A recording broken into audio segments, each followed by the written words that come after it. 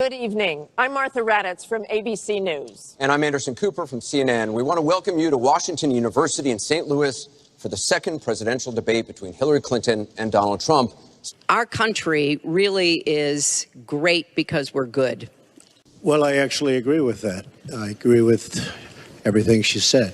Make America great again. Kissing women without consent, grabbing their genitals. That is sexual assault.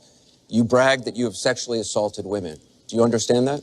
I better use some Tic Tacs just in case I start kissing her. You know, I'm automatically attracted to beautiful. I just start kissing them. It's like a magnet. I don't even wait. And when you're a star, they let you do it. You can do anything. Whatever you want. Grab them by the pussy. You can do anything. No, I didn't say that at all. I don't think you understood what was said. This was locker room talk. We have a world where you have ISIS chopping off heads, where you have, and frankly, drowning people in steel cages, where you have wars and horrible, horrible sights all over. The record, though, are you saying that what you said on that bus 11 years ago, that you did not actually kiss women without consent or grope women without consent? I have great respect for women. Nobody has more respect for women than I do. Have you ever done those things? Have respect for me. And I will tell you, no, I have not.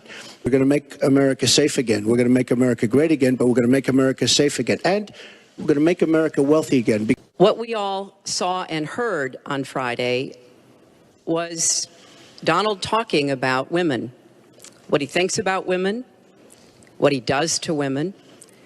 But it's not only women, and it's not only this video that raises questions about his fitness to be our president. It's just words, folks. It's just words. Those words, I've been hearing them for many years. I'm going to help the African Americans. I'm going to help the Latinos, Hispanics. I am going to help the inner cities. She's done a terrible job for the African Americans. You walked off that bus at age 59. Were you a different man, or did that behavior continue until just recently? And you have 2 minutes for this. I told you, that was locker room talk. That was something that happened. If you look at Bill Clinton, far worse, minor words, and his was action. His was what he's done to women. There's never been anybody in the history of politics in this nation that's been so abusive to women.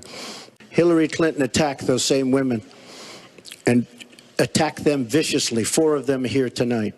One of the women, who is a wonderful woman, at 12 years old, was raped at 12. Her client, she represented, got him off. Mahlon Gibson was the prosecutor at the time. The day after she was appointed, in fact, she called me and wanted to know if I could get her unappointed. She didn't want to represent the rapist. Despite her objections, Clinton immersed herself in Taylor's defense, as she was legally obligated to do. In fact, even the prosecutor told us Clinton was doing what any good defense attorney would do. She was just doing her job. She was going to present the best defense she could, and she was certainly going to require us to prove his guilt. Don't tell me about words. I apologize for those words. But it is things that people say. But what President Clinton did, he was impeached. He lost his license to practice law. He had to pay an $850,000 fine to one of the women, Paula Jones, who's also here tonight. I think his lawyers, and in particular the lawyer, I won't even mention names, but representing him with respect to Paula Jones, I thought did a terrible job. Right. Paula Jones is a loser. And I will tell you that when Hillary brings up a point like that, and she talks about words that I said 11 years ago, I think it's disgraceful, and I think she should be ashamed of herself, if you want to know the truth. When I hear something like that, I am reminded of what my friend Michelle Obama advised us all. When they go low, you go high. But he never apologizes for anything to anyone. He never apologized to Mr. and Mrs. Khan, the Gold Star family, whose son, Captain Khan, died in the line of duty in Iraq, and Donald insulted and attacked them. Rather than apologize, Trump continued to defend himself, issuing a statement in which he managed to simultaneously claim he has read the Constitution and also prove that he hasn't. While I feel deeply for the loss of his son, Mr. Khan, who has never met me, has no right to stand in front of millions of people and claim I have never read the Constitution, which is false, and say many other inaccurate things. He does have the right to say that, according to the Constitution. He never apologized to the distinguished federal judge who was born in Indiana. But Donald said he couldn't be trusted to be a judge because his parents were, quote, Mexican. Donald Trump just launched a new attack based on ethnicity against the federal judge hearing the class action fraud suit against Trump University. In a just released interview with the Wall Street Journal, the paper writes, quote, Mr. Trump said the background of the judge, who was born in Indiana to Mexican immigrants, was relevant because of his campaign stance against illegal immigration and his pledge to seal the southern U.S. border. I'm building a wall. It's an inherent conflict of interest, Mr. Trump said. He never apologized to the reporter that he mimicked and mocked on national television. While defending his debunked claim that he saw thousands of Muslims celebrate the collapse of the Twin Towers here in New York, he appeared to mock a reporter with a disability. I don't know what I said. I don't remember. He's going like, I don't remember. I go, oh, maybe that's what I said. That reporter he is talking about is Serge Kovaleski, who now works for the New York Times. As you can see right there, he suffers from a chronic condition that impairs movement of his arms. And he never apologized for the racist lie that President Obama was not born in the United States of America. There were two announcements the week he was born in both Honolulu newspapers saying that he was born. Okay? That is impossible. That is impossible to make happen if he had not been born in the hospital. Who puts announcements? Here, two poor people, a man and a woman with no money. They have a baby. There's announcements in the newspaper. The grandparents Excuse me. did it. The grandparents. Nelson Rockefeller doesn't put announcements. Sure, there are birth announcements all the time. I've never seen one. Really? No, I've never they're seen common. one. I've never seen one. Well, why But if you is this look important to you? Because if you are going to be the president of the United States, you have to be born in this country. And there is a doubt. He owes the president an apology. He owes our country an apology. And he needs to take responsibility for his actions and his words. Well, you owe the president an apology because, as you know very well, your campaign, Sidney Blumenthal, he's another real winner that you have. And he's the one that got this started along with your campaign manager. And they were on television just 2 weeks ago. She was saying exactly that. But if I win, I am going to instruct my attorney general to get a special prosecutor to look into your situation, because there has never been so many lies, so much deception. There has never been anything like it. And we're going to have a special prosecutor. It's just awfully good that someone with the temperament of Donald Trump is not in charge of the law in our country. Because you'd be in jail. Okay, Donald, I know you're into big diversion tonight, anything to avoid talking about your campaign and the way it's exploding and the way Republicans are leaving you. But let's at least focus on some of the issues that people care about tonight. Let's get to their questions. We have a question here from Ken Karpowitz. He has a question about health care. Ken? Affordable Care Act, known as Obamacare, it is not affordable. What will you do to bring the costs down and make coverage better? That first one goes to Secretary Clinton because you started out the last one to the audience. If he wants to start, he can start. Go ahead, Hillary. No, go ahead, Donald. No, I'm a gentleman, Hillary. Go ahead. Secretary Clinton? Well, I think Donald was about to say he's going to solve it by repealing it and getting rid of the Affordable Care Act. And I'm going to fix it. When the Affordable Care Act passed, it wasn't just that 20 million people got insurance who didn't have it before, but that in and of itself was a good thing. But everybody else, the 170 million of us who get health insurance through our employers, got big benefits. Number one, insurance companies can't deny you coverage because of a pre-existing condition. Number two, no lifetime limits. Number three, women can't be charged more than men for our health insurance, which is the way it used to be before the Affordable Care Act. So I want very much to save what works and is good about the Affordable Care Act. But we've got to get costs down. We've got to provide some additional help to small businesses so that they can afford to provide health insurance. But if we repeal it, as Donald has proposed, and start over again, all of those benefits I just mentioned are lost to everybody. Obamacare is a disaster. It's very bad health insurance.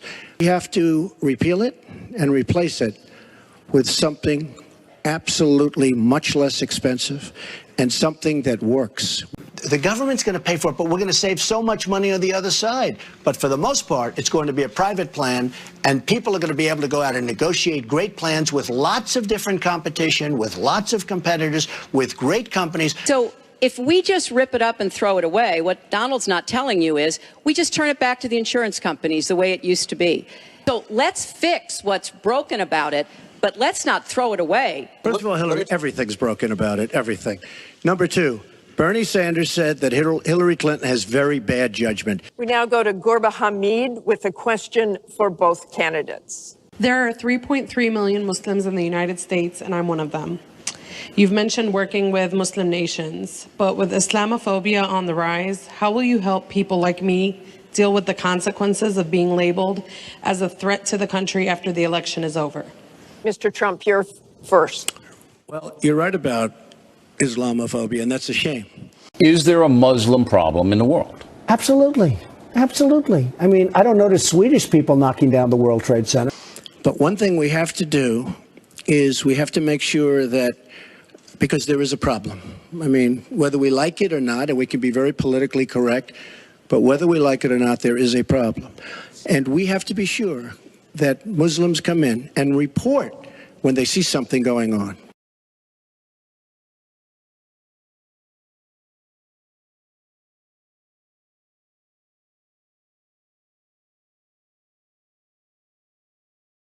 If they don't do that, it's a very difficult situation for our country. We've had Muslims in America since George Washington. My vision of America is an America where everyone has a place. It's also very short-sighted and even dangerous to be engaging in the kind of demagogic rhetoric that Donald has about Muslims. Donald J. Trump is calling for a total and complete shutdown of Muslims entering the United States until our country's representatives can figure out what the hell is going on.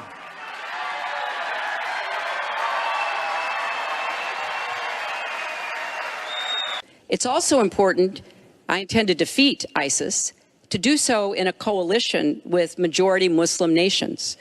Right now, a lot of those nations are hearing what Donald says and wondering, why should we cooperate with the Americans? And this is a gift to ISIS and the terrorists, violent jihadist terrorists. We are not at war with Islam. And it is a mistake, and it plays into the hands of the terrorists to act as though we are. Explain whether or not the Muslim ban still stands. It's called extreme vetting.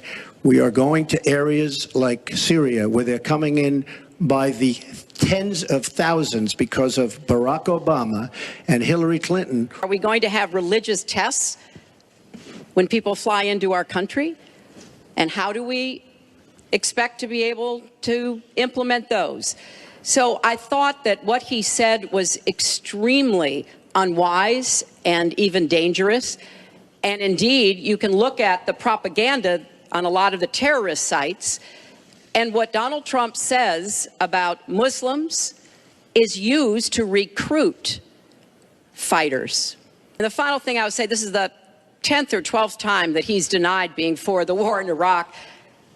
We have it on tape. The entire press corps has looked at it. It's been debunked, but it never stops him from saying whatever he wants to say. Has not been debunked. Are you for invading Iraq? Yeah, I guess so. You know, I wish it was. I wish the first time it was done correctly. So please, has not been debunked. And go I was to against, HillaryClinton.com and you can see it. I was against the war in Iraq. Has not been debunked. Well, I think Wall Street's waiting to see what happens, but even before the fact, they're obviously taking it a little bit for granted. It looks like a tremendous success from a military standpoint, and I think this is really nothing compared to what you're going to see after the war is over. What do you mean? Well, I think Wall Street's just going to go up like a rocket, even beyond, and it's going to continue. And you know, we have a strong and powerful country, and let's hope it all works out. I'd like to move on to an online question. She just went about 25 seconds over her time. She Could did I not. just respond to this, please? Very quickly, please. Hillary Clinton, in terms of having people come into our country, we have many criminal illegal aliens. When we want to send them back to their country says we don't want them. In some cases, they're murderers, drug lords, drug problems. When Mexico sends its people, they're not sending their best. They're not sending you. They're not sending you. They're sending people that have lots of problems, and they're bringing those problems with us. They're bringing drugs, they're bringing crime, they're rapists, and some, I assume, are good people. I understand the border. She doesn't. She wants amnesty for everybody. Come right in, come right over. It's a horrible thing she's doing. She's got bad judgment, and honestly, so bad that she should never be president of the United States. Our intelligence community just came out and said in the last few days that the Kremlin, meaning Putin and the Russian government, are directing the attacks, the hacking on American accounts to influence our election. And believe me, they're not doing it to get me elected. They're doing it to try to influence the election for Donald Trump. Now, maybe because he has praised Putin, maybe because he says he agrees with a lot of what Putin wants to do, maybe because he wants to do business in Moscow. I don't know the reasons, but we deserve answers. I don't know Putin.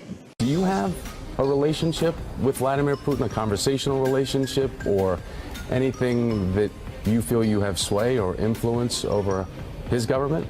I do have a relationship. And Putin, you know, I was in Moscow a couple of months ago. I own the Miss Universe pageant, and they treated me so great.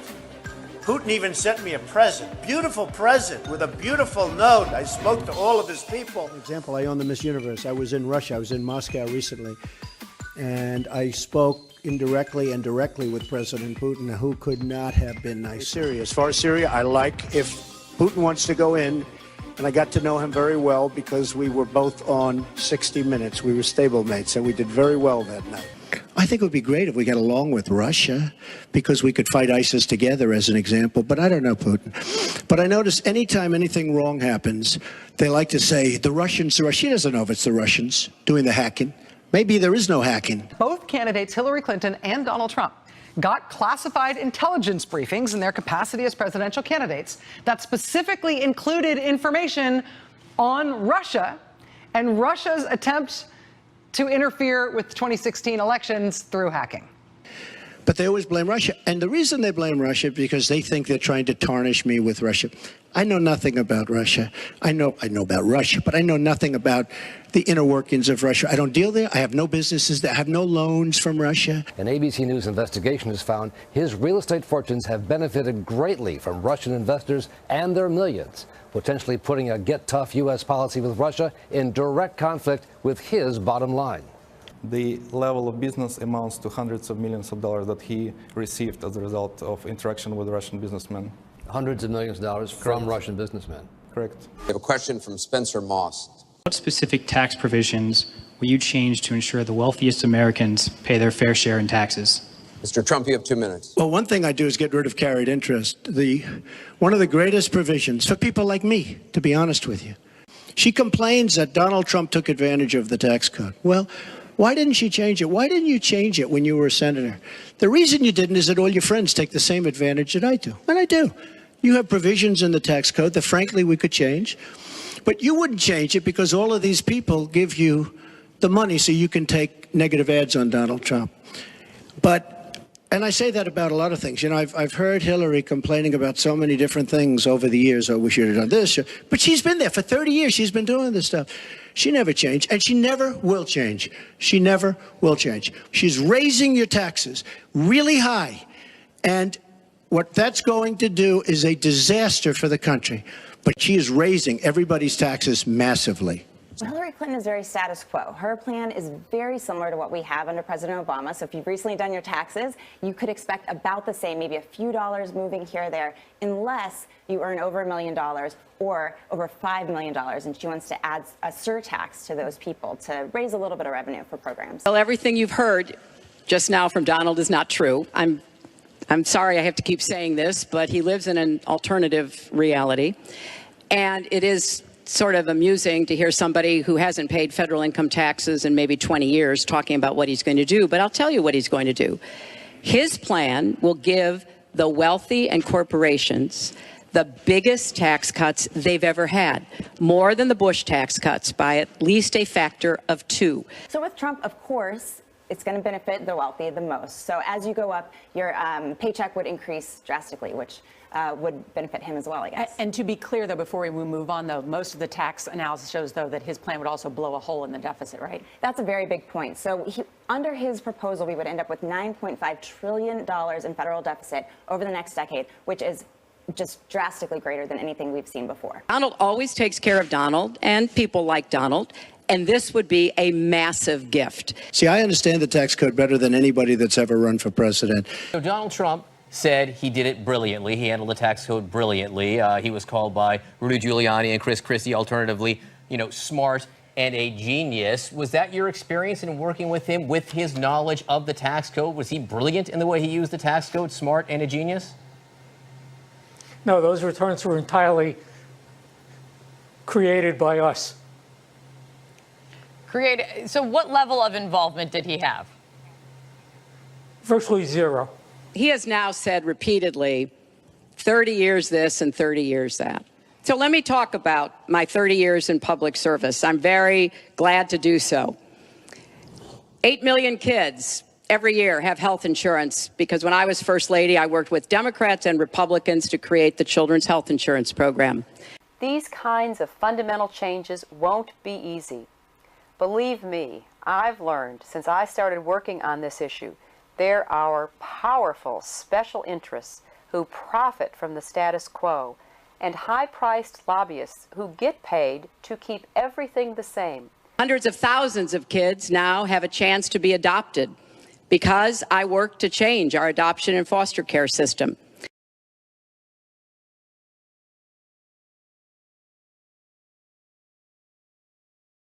After 9/11, I went to work with Republican mayor, governor, and president to rebuild New York and to get health care for our first responders who were suffering because they had run toward danger and gotten sickened by it. And when we needed someone to speak for us, to stand with us, to fight on our behalf, Hillary Clinton was there every step of the way. When I was Secretary of State, I went around the world advocating for our country, but also advocating for women's rights. All over the world, we've seen what women do when they get involved in helping to bring peace. So this is not just the right thing to do for us to hold up these women, to support them, to encourage their involvement. This is a strategic imperative. And negotiated a treaty with Russia to lower nuclear weapons. The Senate has approved America's controversial arms reduction treaty with Russia. Both sides are to give up hundreds of nuclear weapons. This is the most significant arms control agreement in nearly 2 decades, and it will make us safer and reduce our nuclear arsenals along with Russia. I worked very hard and was very proud to be reelected in New York by an even bigger margin than I had been elected the first time. And as president, I will take that work, that bipartisan work, that finding common ground, because you have to be able to get along with people to get things done in Washington. Thank you, Secretary. And I've proven that I can. And for 30 years, I've produced results for people. Thank you, Secretary. We're going to move on to Syria. Both of you have mentioned that. She said a lot of things. I mean, I think we should we be can, allowed no, to maybe Mr. Trump, we're going to dispute go it, on. This because is she has about been the a audience. Disaster as a senator. Mr. Trump, A we're disaster. going to move on. So this next question comes from social media through Facebook. Diane from Pennsylvania asks, if you were president, what would you do about Syria and the humanitarian crisis in Aleppo? Isn't it a lot like the Holocaust when the U.S. waited too long before we helped? Secretary Clinton, we will begin with your 2 minutes. Well, the situation in Syria is catastrophic. And every day that goes by, we see the results of the regime by Assad in partnership with the Iranians on the ground, the Russians in the air, bombarding places, in particular Aleppo, where there are hundreds of thousands of people, probably about 250,000 still left. And there is a determined effort by the Russian Air Force to destroy Aleppo in order to eliminate the last of the Syrian rebels who were really holding out against the Assad regime.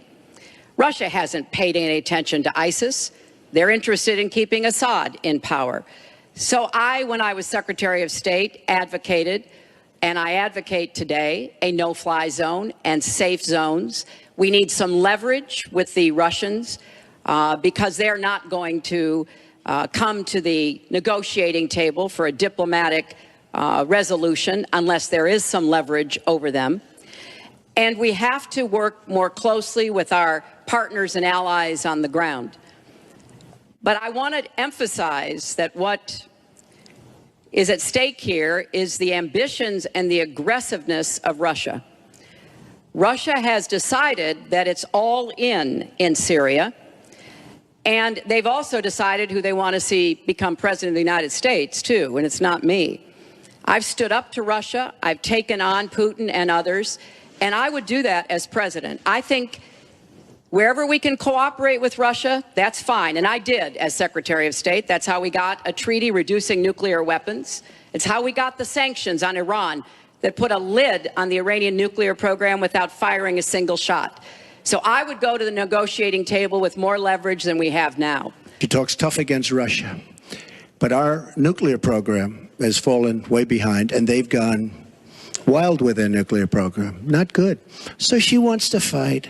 She wants to fight for rebels. There's only one problem. You don't even know who the rebels are. Mr. Trump, so Mr. what's Trump, the purpose? your 2 minutes and one thing is I up. have to say, your 2 minutes I don't is like up. Assad at all, but Assad is killing ISIS. Russia is killing ISIS, and Iran is killing ISIS. And those three have now lined up because of our weak foreign policy. Mr. Trump, let me repeat the question. If you were president, what would you do about Syria and the humanitarian crisis in Aleppo? And I want to remind you what your running mate said. He said provocations by Russia need to be met with American strength, and that if Russia continues to be involved in airstrikes along with the Syrian government forces of Assad, the United States of America should be prepared to use military force to strike the military targets of the Assad regime. Okay. He and I haven't spoken, and I disagree. He had a chance to do something with Syria. They had a chance, and that was the line. What do you think And will she happen if Aleppo falls? I think Aleppo is a disaster humanitarian-wise. What do you think will It is a happen if it falls? I think that it basically has fallen, okay? It basically has fallen. Let me tell you something. You take a look at Mosul. The biggest problem I have with the stupidity of our foreign policy. We have Mosul. They think a lot of the ISIS leaders are in Mosul. General George Patton, General Douglas MacArthur are spinning in their grave at the stupidity of what we're doing in the Middle East. I'm going to go to Secretary Clinton. Secretary Clinton, you want Assad to go. You advocated arming rebels, but it looks like that may be too late for Aleppo. You talk about diplomatic efforts. Those have failed. Ceasefires have failed. Would you introduce the threat of U.S. military force beyond a no-fly zone against the Assad regime to back up diplomacy? I would not use American ground forces in Syria. I think that would be a very serious mistake. I don't think American troops should be holding territory, which is what they would have to do as an occupying force. I don't think that is a smart strategy. I do think the use of special forces, which we're using, the use of enablers and trainers in Iraq, which has had some positive effects. You know, it's funny, she went over a minute over, and you don't stop her. When I go 1 second over, it's like you a had big deal. many answers. It's really very interesting. We've got a question over here from James Carter. Do you believe you can be a devoted president to all the people in the United States? That question begins for Mr. Trump. Absolutely. I mean, she calls our people deplorable, a large group, and irredeemable. I will be a president for all of our people, and I'll be a president that will turn our inner cities around and will give strength to people and will give economics to people and will bring jobs back, because NAFTA, signed by her husband, is perhaps the greatest disaster trade deal in the history of the world, not in this country. I would be a president for all of the people, African Americans, the inner cities. Same with the Latino Americans. African Americans, now 45% poverty in the inner cities. The education is a disaster. Jobs are essentially non-existent. I mean, it's, you know, and I've been saying at big speeches where I have 20 and 30,000 people, what do you have to lose? It can't get any worse. And she's been talking about the inner cities for 25 years. I have tried my entire life to do what I can to support children and families. I started off as a young lawyer working against discrimination against African American children in schools and in the criminal justice system. I worked to make sure that kids with disabilities could get a public education, something that I care very much about. I have worked with Latinos. One of my first jobs in politics was down in South Texas, registering Latino citizens to be able to vote. So I have a deep devotion, to use your absolutely correct word, to making sure that every American feels like he or she has a place in our country. You said that half of Donald Trump's supporters are, quote, deplorables, racist, sexist, homophobic, xenophobic, Islamophobic. You later said you regretted saying half. You didn't express regret for using the term deplorables. To Mr. Carter's question, how can you unite a country if you've written off tens of millions of Americans? Well, within hours, I said that I was sorry about the way I talked about that, because my argument is not with his supporters. It's with him and with the hateful and divisive campaign that he has run and the inciting of violence at his rallies. I love the old days. You know what they used to do to guys like that when they were in a place like this? They'd be carried out on a stretcher, folks. That's true. And the very brutal kinds of comments about not just women, but all Americans, all kinds of Americans. And what he has said about African Americans and look at my African American over here. Look at him. Latinos. Every time Mexico really intelligently sends people over, we charge Mexico $100,000 for every person they send over. About Muslims. They're protecting each other, but they're really doing very bad damage. About POWs. He's a war hero because he was captured. I like people that weren't captured, okay? About immigrants. It's going to be a Trump wall. There's going to be a real wall. And it's going to stop people, and it's going to be good. We have a divided nation because people like her, and believe me, she has tremendous hate in her heart. Mr. Trump, let me follow up with you. In 2008, you wrote in one of your books that the most important characteristic of a good leader is discipline. In the days after the first debate, you sent out a series of tweets from 3 a.m. to 5 a.m., including one that told people to check out a sex tape. Is that the discipline of a good leader? No, it wasn't check out a sex tape. It was just take a look at the person that she built up to be this wonderful Girl Scout who was no Girl Scout. Tweeting happens to be a modern day form of communication. I mean, you can like it or not like it. I have, between Facebook and Twitter, I have almost 25 million people. It's a very effective way of communication. So you can put it down, but it is a very effective form of communication. I'm not unproud of it, to be honest with you. Secretary Clinton, does Mr. Trump have the discipline to be a good leader? No.